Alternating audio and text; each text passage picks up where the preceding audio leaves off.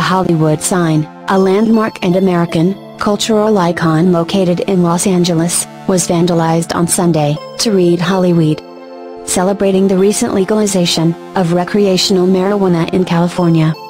According to the Los Angeles Police Department, LAPD, surveillance footage caught one person dressed in all black sneaking up to the sign around 3 a.m. and spending about an hour and a half transforming the S2S by 2 pieces of black trap with graphic of anti-nuclear war and love, Xinhua news agency reported.